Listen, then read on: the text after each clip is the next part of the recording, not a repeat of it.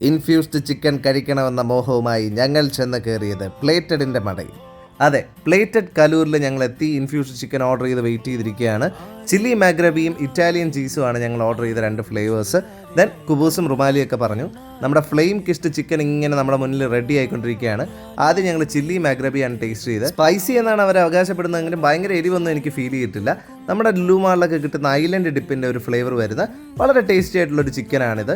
വളരെ സോഫ്റ്റും ടെൻഡറുമാണ്. പീസസൊക്കെ നല്ല ജ്യൂസി ആയിട്ട് നമ്മളിങ്ങനെ കടിക്കുമ്പോൾ തന്നെ ഇങ്ങനെ അലിഞ്ഞു പോകുന്ന തരത്തിലുള്ള സൂപ്പറായിട്ടുള്ള പീസാണ്. ഒപ്പം ഉള്ള ഗ്രേവിയും സൂപ്പറായിരുന്നു. ഞാൻ ഒറ്റയ്ക്കല്ല, ഇത്തവണ എന്നോടൊപ്പം മുത്തുണ്ട്. മുത്തിന് നല്ല രീതിയിൽ നമ്മുടെ ചില്ലി മാഗ്രബി ചിക്കൻ ഇഷ്ടപ്പെട്ടിട്ടുണ്ട്. നല്ല ടേസ്റ്റിയാണെന്നാണ് പറഞ്ഞത്.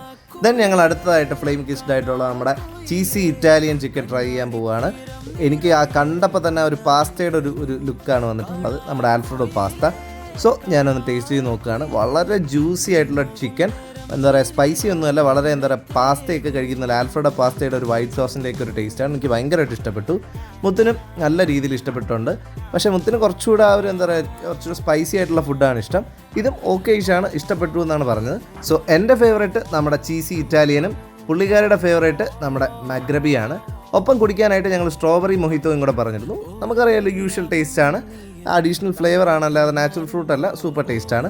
സോ എല്ലാവരും മസ്റ്റായിട്ടും ട്രൈ ചെയ്ത് നോക്കണം. മറ്റൊരു വീഡിയോ കാണാം. ബൈ.